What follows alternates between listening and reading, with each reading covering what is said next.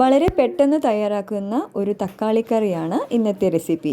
ചോറിനും ചപ്പാത്തിക്കും ഒപ്പം കഴിക്കാവുന്നതാണ്. അപ്പോൾ നമുക്ക് ഉണ്ടാക്കുന്നത് എങ്ങനെയാണെന്ന് നോക്കാം.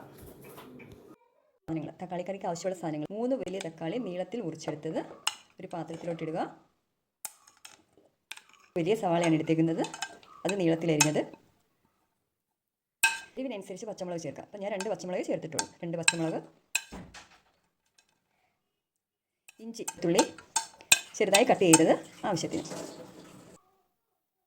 1 സ്പൂൺ മല്ലിപ്പൊടി, 1/4 സ്പൂൺ മഞ്ഞൾപ്പൊടി, 1/2 സ്പൂൺ മുളക് പൊടി,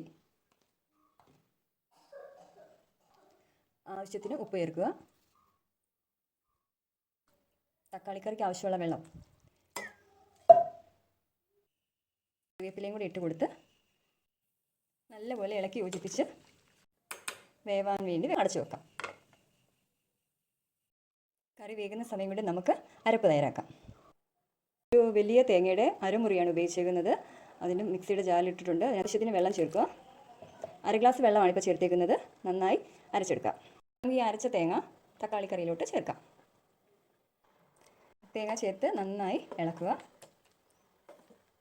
തിളപ്പിക്കേണ്ട കാര്യമില്ല, നന്നായി ചൂടായാൽ മതി.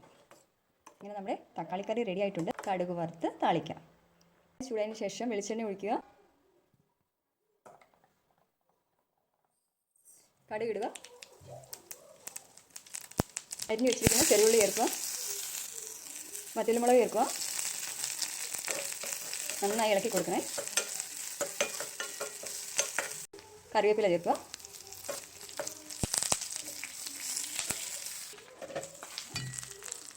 നമ്മുടെ കറിയിലേക്ക് ചേർത്തിട്ട് ഒരു 2 സെക്കൻഡ് ഇതൊന്ന് അടച്ചു വെച്ചേക്കണേ. 2 സെക്കൻഡിന് ശേഷം തുറന്ന് നോക്കിയിട്ട് ഇത് നന്നായി ഒന്ന് ഇളക്കി കൊടുക്കണം. കണ്ടോ, നമ്മുടെ തക്കാളിക്കറി റെഡി ആയിട്ടുണ്ട്. എല്ലാവരും ഉണ്ടാക്കി നോക്കണം. ഉണ്ടാക്കിയിട്ട് കമൻറ്റൊക്കെ പറയുക. സബ്സ്ക്രൈബ് ചെയ്യണം. സബ്സ്ക്രൈബ് ചെയ്യാത്തവരൊക്കെ സബ്സ്ക്രൈബ് ചെയ്യുക. പിന്നെ ഒരു ലൈക്ക് അടിക്കുക.